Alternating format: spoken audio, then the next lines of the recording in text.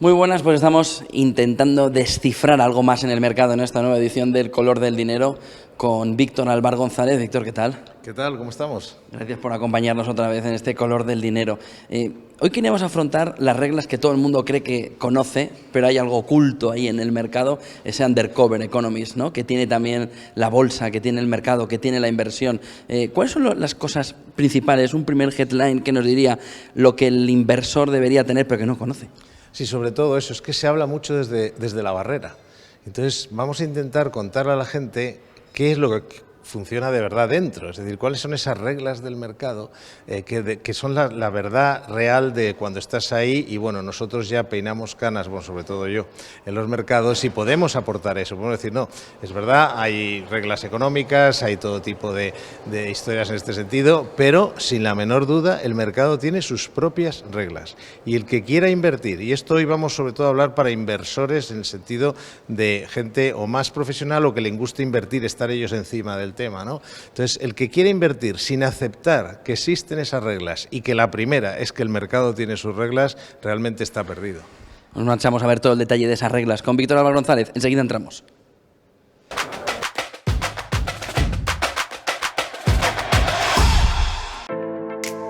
Pues como les comentábamos, las reglas del mercado son parte de la clave también a la hora de mirar al inversor. Está con nosotros Víctor Álvar González, es el director de estrategia de la firma de asesoramiento independiente Next Step Finance para afrontar ese tema dentro de este color del dinero. Bienvenido otra vez y gracias por acompañarnos. Y bien hallado otra vez. Reglas del mercado, algo que nunca se cuenta pero que todo el mundo sabe que hay algo detrás que hace que todo funcione. ¿Cuáles serían esas reglas? ¿Cómo podría el inversor empezar a ver cuál es el camino que no ve dentro del funcionamiento? Sí, sobre todo porque se habla poco de ellas. Es decir, se habla mucho de las reglas de los economistas para el mercado, de lo que se dice en las aulas, de lo que se dice en teoría, en los cursos, pero poca gente habla de lo que realmente luego pasa y funciona en los mercados. La primera es esa, que el mercado tiene sus reglas. Y no son necesariamente las de la economía pura, son las reglas de cómo funciona el mercado, punto directo y directamente ahí quedaría la primera. ¿Cuál sería el punto fundamental sobre todo se habla mucho de beneficios pasados no garantizan beneficios futuros, no hay una bola de cristal, pero sí que hay algo ahí detrás que mueve?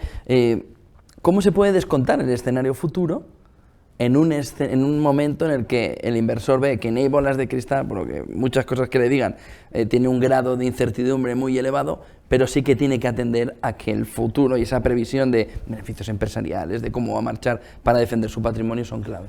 Bueno, pues de alguna manera ya has dicho dos de las reglas. O sea, la primera sería que el mercado, bueno, la primera es que el mercado tiene sus reglas, eso es lo que nunca se puede olvidar, porque si no, la gente no va a entender lo que está ocurriendo. Te pongo un ejemplo, y tiene que ver con lo que estás diciendo. Mucha gente dice, ¿por qué va bien la economía y cae la bolsa? Y otras veces se dice, ¿por qué va mal la economía y sube la bolsa? Pues precisamente por eso, porque el mercado descuenta escenarios futuros. Es muy fácil de entender. Tú si compras una nave industrial, por ejemplo, aquí en España, es porque piensas a lo mejor, o tienes información, o ambas cosas, o intuición, de que por ahí, por ejemplo, pues va a pasar una carretera. O va a ser un hub de esos que dicen ahora para el comercio electrónico. O sea, tú dices, aquí va a pasar algo. Estás mirando a lo que va a pasar. O si, por ejemplo, tú compras inmobiliario en una crisis, estás comprando ladrillo porque por lo bien que está todo ahora, no. Porque además hay que comprarlo cuando está barato. Entonces no lo estás comprando porque ahora esté magníficamente el sector inmobiliario, sino que piensas que cuando pase la crisis se va a revalorizar. Estás pensando, esta crisis puede pasar, con lo cual esto puede revalorizarse. La economía ahora está mal, pero ya empieza a tener aspecto de ir a mejor, por ejemplo. Entonces la economía está mal, pero se empieza a notar que sube el mercado inmobiliario. Igual en las bolsas, la economía puede estar mal, pero empieza a subir la bolsa. ¿Por qué? Porque ya la gente ha cambiado el chip. Está ya empezando a mirar a 6 meses, depende, los traders miran a una semana, los inversores de corto plazo a 6 meses, los de medio plazo a 2 años, en fin, todo el mundo está mirando para adelante.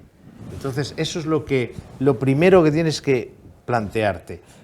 O la segunda regla en este caso es, se están descostando siempre escenarios futuros. Siempre tienes que estar pensando. Para entender el mercado, tienes que tener en la cabeza qué está pensando el mercado, qué va a pasar dentro de 2, 6 meses, un año, etcétera. Esa sería la primera. Y luego es decir, sería como conducir con largas. sería como conducir con luces. Es decir, Vale. si estás mirando lo de hoy, en realidad en el mercado, para empezar, lo que está pasando ahora, todo lo que tú y yo sabemos, ya está en los precios. Y somos gente informada, pero es que el mercado de la información corre muy rápido. Entonces, lo que ya se sabe, lo mal que está esto, lo mal que está lo otro, lo bien que está lo que sea, eso ya está en los precios. Entonces, tienes varios tipos de luces. Efectivamente, tienes las cortas. El mercado está, los traders, la gente de corto plazo, está poniendo la luz corta, está mirando lo que va a pasar esta semana y la siguiente, por ejemplo, o en el día. Luego está la luz, creo que es la de carretera, ¿no? La de cruce, ya no me acuerdo de los nombres, pero la media. Entonces, la media es la que puede utilizar un inversor ya de medio plazo, que es la gran mayoría de los inversores. Y es la que ponemos más en carretera. Solo ponemos las largas cuando podemos, porque no hay nadie delante, etcétera. Y no viene nadie enfrente, quiero decir, y ni hay nadie delante. Y ya luego están las largas, que es la del inversor de largo plazo. Pero lo que tienes que tener claro, y me gusta mucho tu analogía, es que tú tienes que estar funcionando con luces. Y las luces siempre están iluminando lo que va por delante. No tienes que estar mirando las luces del interior del coche. Eso es muy, muy importante. ¿Las modas nos sirven para entender ese mecanismo interno del mercado? Totalmente. Creo que era Keynes el que decía, vamos, estoy casi seguro que decía que en los mercados las modas son muy importantes. Y decía otra cosa, y decía que hacía un ejemplo, que ahora lo pondremos un poco actualizado, decía, en los mercados no gana, decía que eran como un concurso de belleza, y que no gana la más guapa, sino la que más votos tiene. Ahora habría que decir ambas cosas, no gana ni la más guapa o el más guapo, ni el que más o el que más votos tiene, pero la idea es la misma. Tú puedes decir, ¿cómo me gusta ese activo? Creo que esa empresa está muy infravalorada, esta empresa tal, o este mercado, o lo que sea, o los bonos, las acciones, lo que sea, Estados Unidos, Europa, me da igual. Pero lo que tú pienses es importante, porque tienes que tener un criterio, pero al final, quien decide quién gana es el grueso de los inversores con sus inversiones. Por lo tanto, no gana la más guapa, gana la que más votos tiene. ¿Y cuál sería la siguiente clave que debería tener el inversor en la cabeza, entendiendo que son reglas que son ocultas ahora mismo en el mercado para él? Bueno, primero aclararé que las modas existen, porque esto es importante y hay que aprovecharlas, pero no hay que dejarse enganchar por ellas. Esto es muy importante, ¿eh? Porque a la larga eso puede ser un serio problema. Por ejemplo, hablábamos de modas, pongamos varios ejemplos. Todas las que te voy a citar hicieron ganar mucho dinero y perder al que no se dio cuenta que eso ya se había pasado de moda. Pues casi como en la moda real. Si te vistes ahora como en los años, no sé, 50, pues probablemente no pegue mucho. Los BRIC fueron importantísimos, tú lo recordarás, era la forma de invertir. Había fondos de inversión que solo eran de BRICS, de Brasil, Rusia, India, China, etc. Pues eso duró un cierto tiempo y es donde más dinero se ganó. Pero luego se fue aquello fue bajando el suflé y el que no se retiró a tiempo, pues al final no ganó desde luego lo que había podido ganar. Las .com, cuando empezaban las empresas tecnológicas, sobre todo las empresas de Internet, aquello fue brutal, las subidas que hubo, luego acabó en un crash. Hay un montón de modas y debemos de detectarlas y aprovecharlas, pero saber que son como las modas, es decir, que pasan de moda y listo. Y luego, yendo a otra regla muy importante que no debemos olvidar, es no enfrentarse nunca a la Reserva Federal. Esta es, casi todas las que estamos diciendo funcionan casi siempre, por no decir siempre, ¿eh? Todo lo que estamos hablando, cualquiera de ellas, creo que tienen un 98% de posibilidades de ocurrencia, pero lo de no enfrentarse a la Reserva Federal, probablemente un 100%. Es decir, que tú no puedes... Y esto va en los dos sentidos. Ahora tenemos a la Reserva Federal y esperemos que este programa sea, o este espacio que esta entrevista, o esta conversación más bien, sea temporal y se pueda ver y sea útil dentro de muchos años, pero ahora cuando lo estamos haciendo, estamos con la Reserva Federal subiendo los tipos de interés, y además de una forma muy agresiva. Bueno, pues no puedes enfrentarte a eso, tienes que asumir que lo están haciendo y actuar en consecuencia, pero cuidado. Cuando se vea este programa dentro a lo mejor de 3 años, o a lo mejor antes, la Reserva Federal está bajando los tipos de interés porque hay una recesión. Entonces está jugando a tu favor, tienes el viento a favor. Por lo tanto, eso tienes que tenerlo también muy en cuenta. No enfrentarte, no ir nunca contra la Reserva. Eso es como ir contra el viento en un barco de vela. Es decir, no tiene ningún futuro. ¿Liquidez es importante? La liquidez se puede entender de varias maneras y todas son importantes. Una es tener dinero disponible. Esto es muy importante, sobre todo cuando, bueno, ves que el mercado puede bajar, sobre todo si piensas que puede bajar mucho, para poder comprar de rebajas. Es como que lleguen las rebajas, esas de no sé ya si son en febrero, el Black Friday, y te pillen sin un euro, ¿no? Lo ideal es que te pillen con algo de dinero y poder aprovecharla. Entonces la liquidez es muy importante en el sentido de tener dinero, no necesariamente siempre cuando el mercado está claramente al alza, tienes que estar plenamente invertido.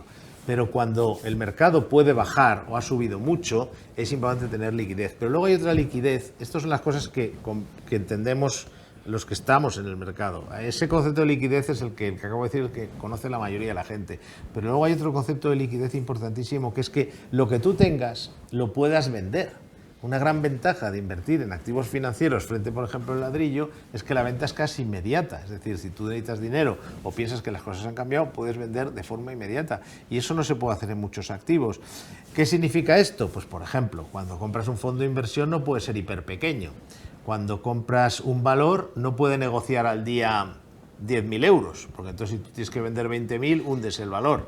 O sea, todo lo que compres tienes que haber comprobado antes que se puede vender sin problema, que el volumen de liquidez que hay detrás es muy grande. Esto es vital. Hemos visto ejemplos. Me acuerdo, por ejemplo, la crisis de los emergentes.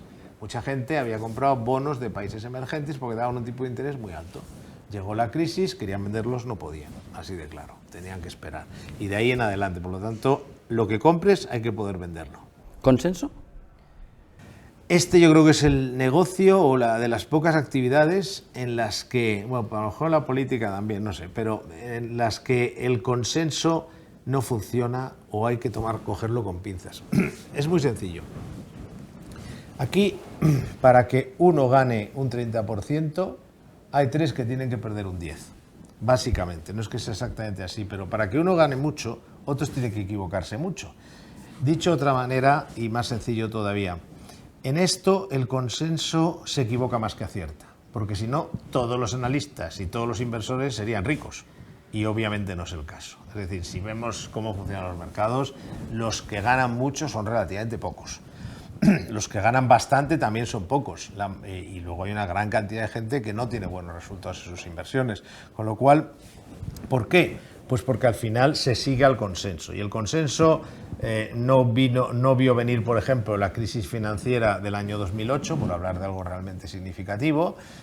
Hubo una persona, el que hizo Michael, ¿cómo se llama? Burry, que hizo la película, se hizo luego esta película magnífica, por cierto, para entender cómo funcionan los mercados, muy recomendable esta The Big Short, se llamaba, no recuerdo el nombre exactamente en español. Y este era un ejemplo muy claro. Alguien vio venir, el consenso vio venir la gran caída de los años 30, no. Obviamente el consenso no vio venir la llegada de un virus, eso no voy a decir porque eso no se puede ver venir. Pero en general, la caída de las .com tampoco. En general, o muy poca gente, siempre hay alguien, pero es muy poca gente. Por lo tanto, en general, la historia del consenso a la hora de predecir, bueno, y las subidas que te quiero yo decir, desde el año 2009 hasta el año pasado, hemos tenido un subidón con sus caídas, pero un subidón muy importante en los mercados financieros, en bolsa sobre todo, bueno, y los bonos también. Durante ese tiempo el consenso ha sido muy negativo, o sea, todo el mundo hablaba de la burbuja, pero claro, luego sí, al final ha caído el mercado, pero después de casi 10 años. Y durante todo ese tiempo, es decir, yo recuerdo perfectamente año 2012, 2013, 2014, 2015 se hablaba de la burbuja, se hablaba de todo, bueno, era todo como súper pesimista. El consenso era muy pesimista, hizo que mucha gente se perdiera una de las mayores subidas que ha tenido la bolsa nunca. Y los bonos, yo ahí diré, falta humildad, pero no puedo, digamos, evitar decirlo. Nosotros decíamos, la burbuja sobre todo está en los bonos, porque que la bolsa caiga un 25%, que el MSCI World o el S&P 500, no es habitual, pero no es algo anormal. De hecho, ha caído un 25% desde 2008 aquí, con esta 3 veces, con lo cual no es algo tan raro. Pero que los bonos caigan un 20%, eso no lo hemos visto nunca, nunca. ¿Quién hablaba de la burbuja de los bonos? Salvo 4 locos como yo, que decíamos que era una perversión estar pagando a alguien por prestarle dinero. Es como si yo digo, José, te voy a prestar dinero y además te voy a pagar porque me lo cojas. Era ridículo. Bueno, pues el consenso hablaba de eso. En las entidades negativas se veían como algo relativamente normal, ¿no? Por lo tanto, El consenso hay que mirarlo con el espejo retrovisor, o sea, con el rabillo del ojo. Hay que ver lo que hace y hay que aprovecharlo. Porque si en un momento, por ejemplo, el consenso es muy pesimista, que a veces, cuidado, a veces además acierta, por supuesto que sí, ¿eh? Digo que su nivel de acierto es bastante bajo históricamente, o bastante más bajo que su nivel de errores. Preocupa mucho actualmente la cantidad de información que hay. Debería ser positivo, pero ese ruido también genera cuestiones extrañas. El ruido es una cuestión fundamental para entender cómo el mercado genera sus propias reglas.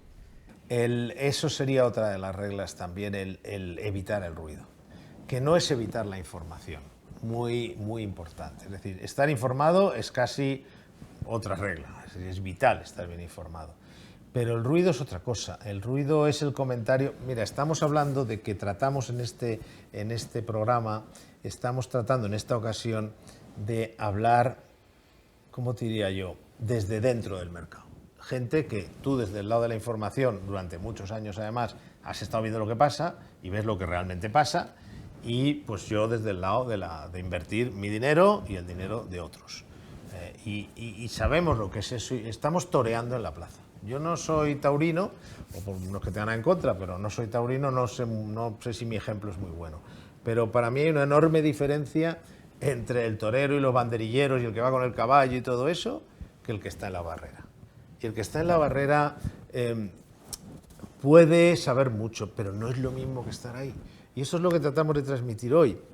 Y ahí es muy importante que lo que se dice en la plaza, en la gente que está toreando, en el pasillo, no sé cómo se llama, donde se meten burladero para protegerse, no es lo mismo que lo que se dice, que está desde el público. Es muy fácil decirle, oye, como dicen, acércate o arrímate.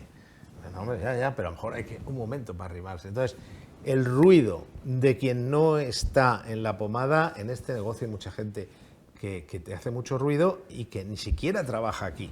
Hombre, hay gente que no trabaja en esto y sabe mucho, y yo lo respeto igual que al que... Pero ese también está también jugándola. Pero hay mucha gente que, bueno, pues no está invirtiendo ni su dinero, ni el de otros, ni con un negocio que se basa en la información lo mejor posible sobre lo que ocurre en el mercado, y está haciendo un ruido enorme. Y esas personas te pueden dar lugar a error. Incluso eso incluye, hablo de estar ahí, en la plaza. Es que muchos economistas no están en esa plaza, están en otra plaza, están en otro tema, pero no están en la plaza de los mercados. Entonces hay que tener muchísimo mucho cuidado con el ruido que se hace desde la barrera, mucha atención a lo que te dice el banderillero o el del caballo o cualquiera que está en la pomada, porque si no te pueden dar una cornada. De hecho, si estás escuchando a lo que está diciendo una señora o un señor en la barrera, no te puedes ocurrir que no te des cuenta de que viene el toro. No sé si, supongo que eso no lo pasa a los toreros, pero para entender. Y en el asesoramiento independiente, ¿hasta qué punto ese asesor cariñoso, entendiendo de cercano, es lo deseable dentro de un entorno donde necesitamos talento? Precisamente eso es lo que yo no creo que se valore en el independiente. En el independiente se valora la independencia, la objetividad. Yo iría, la regla que establecería ahí, así un poco improvisadamente, sería esa. En el asesoramiento, no independiente, en general en el asesoramiento, porque tú puedes decir, la gente que esté viendo este programa es normalmente gente que invierte, porque le gusta el tema y dice, bueno, pues a ver qué dicen estos señores sobre cómo funciona el mercado y coincide con lo que yo veo o no y tal. Pero no es malo tener un primo de zumo sol al lado. Es decir, que muchos inversores no se dedican a eso, invierten, les divierten, les gusta, pero no son gente que esté dedicado a ello y quiere tener a alguien al lado pues que esté, y bueno, pues igual que sigue, por ejemplo, la información de tus programas, pues quiere tener también a alguien experto, conocedor, especialista en algo, lo que sea, al lado, ese asesor. El problema es que se tiende mucho a valorar el asesor, yo creo que sobre todo en España, por lo amable y lo simpático que sea, ¿eh? Entonces, por el cariñito. Como el famoso anuncio de las alfombras, ¿no? Son muy simpáticos. Ese no lo he visto. Pero me la limpian la alfombra, ¿no? Sí, pues. Es verdad. Pues esto es lo mismo. Es exactamente. Son muy amables, dice. Sí, pues aquí es lo mismo. Entonces, a ver, si vas a tener un asesor, oye, si es simpático y amable y tiene talento, estupendo, 10. Pero lo más importante es el talento, porque por mucho que te haga la pelota, esto suena fuerte, pero pero está muy bien. En la película Wall Street, Gordon Gekko dice en un momento dado, en Wall Street, si quieres tener un amigo, cómprate un perro. Entonces se refería más a la competencia entre ellos, pero hay algo de verdad en eso. Es decir, que no busques en un asesor, un confesor, un amigo, porque no es tu amigo. Para empezar, si no es independiente, y esto es un matiz importante, no digo que el independiente vaya a ser tu amigo, pero tiene más probabilidades, porque el que no es independiente vive de colocarte productos, de las comisiones que se lleva por recomendarte determinados productos. O sea, no lo hace enteramente por hacerte un favor ni por tu interés solo. Es que su misión es colocarte unos productos porque él cobra de esas comisiones, ¿no? No digo que esto esté mal o bien, nosotros como asesores independientes tenemos claro que eso mejor evitarlo, porque estropea la objetividad a la hora de dar recomendaciones, porque claro, hay una influencia muy grande, quién me paga más, en fin, eso es lógicamente, qué productos tiene ahí en campaña, que no sé qué, pero en cualquier caso, por favor, no basen ustedes no basen ustedes sus decisiones en el cariñito, ni busquen un asesor en base al cariñito, porque el cariñito hay que buscarlo en la familia, en los hijos, en los amigos. O en el perro, por cierto, que lo dan, ¿eh? Yo soy muy perrero, pero no en el asesor financiero. El asesor financiero tiene que ser bueno, tiene que informar bien. Por supuesto se va a equivocar. El asesor financiero que diga que acepta siempre, además es un mentiroso. O sea, tiene que acertar de 10 en 7 o en 6. Siempre que acierte más de 5, es la regla que decían en los casinos, ¿no? Que si alguien juega y se ha inclinado la bola un poquito y hace que un número simplemente un 51%, tenga una probabilidad de 51% superior a que salgan otros, el de al lado, con eso ya se está ganando dinero. Pero bueno, si tú ya ganas o aciertas de 10 en 6, 7, y sobre todo muy importante, en las que te equivocas, sabes salir a tiempo, pues ya lo estás haciendo bastante bien. Es muy importante que la gente, si tiene un asesor, busque el talento, la experiencia, los resultados reales e irracionales, pero no es así. O sea, la gente llega un momento que se va enganchando mucho al asesor y eso luego, pues eso además tiene un coste muy grande, porque ahora tenemos una lucha, por ejemplo, una competencia enorme entre las casas para captar banqueros privados. Pero claro, cada vez que se capta un banquero privado, el banquero privado lo captan no por su cara bonita, ni por su cariñito, por la cartera que trae. Cuando trae la cartera, el banquero privado le dan un bonus. Le dicen, vente, y si te vienes te damos una prima, te damos un bonus por venirte, pues si no, ¿para qué se va a venir? Y te vamos a pagar más y tal. Pero eso tiene que pagarlo alguien. ¿Eso qué pasa? Que la cartera, o sea, todo el rebaño que viene con él, va a ser quien pague el bonus. Entonces te quiero decir que será muy cariñoso, pero si se mueve mucho, y luego lo irás viendo, te irán recomendando productos más caros, porque son muy exclusivos, etcétera. No, talento, sí, paga el talento, valora el talento, pero no tengas un asesor financiero porque pienses que es tu amigo. ¿Cómo ayuda ahí Next Step Finance a ese inversor a descubrir todas estas reglas? Bueno, primero aplicándonoslas. Es decir, que nosotros aplicamos desde esta primera, es decir, nosotros seremos mejores o peores amigos, pero desde luego somos unos asesores objetivos. Es decir, nosotros cuando recomendamos algo no es porque nos llevemos una comisión, es porque pensamos que te va a ir bien, porque es que no nos llevamos nada, ni de las entidades financieras, ni de las gestoras, nada. Por eso estamos certificados como tales, como independientes, que no. La comisión, si vas a preguntar a la CNMV, dirán quién cobra o no incentivos, que es una forma yo creo bastante buena de decirlo, pero no hablan de comisiones. Pero bueno, cobras o no incentivos de las entidades que recomiendas, no lo hacemos, o sea, nos aplicamos eso. Y si volvemos a todas las de atrás, pues yo creo que todas. Es decir, primero, somos analistas, somos gente que llevamos de hecho mucho tiempo analizando fondos de inversión y mercados, ya casi más de 25 años, pero para nosotros, primero, somos muy conscientes de que el mercado tiene sus reglas y lo aplicamos, que descuenta escenarios futuros. Tratamos de aprovechar las modas, y lo hemos hecho muchas veces y lo hemos hecho hace relativamente poco, por ejemplo, con la pandemia, aunque era una moda, además muchas veces las modas de hecho, suelen tener total fundamento. Es decir, cuando los BRIC eran una moda, es que realmente esos países estaban creciendo un montón. Cuando empezó el tema de las .com, oye, ha sido verdad. Internet ha sido la tercera revolución industrial. Y hemos visto también eso, por ejemplo, con la pandemia, como pues eso, la gente usaba Amazon a tope, veía Netflix, bueno, era ideal para la tecnología, ¿no? Que luego ahora pues eso se ha roto, ¿no? Y ahora estamos en otra. O sea, todo esto nos lo aplicamos en nosotros mismos lo aplicamos también en nuestro trabajo. Pues muchísimas gracias, Víctor Álvaro González, por acompañarnos en este Color del Dinero, y a todos ustedes también por acompañarnos en este transcurso del Color del Dinero, intentando ver esas reglas. Buen día y buen negocio, Víctor. Muchas gracias. A ustedes, muchas gracias también por acompañarnos y buen negocio.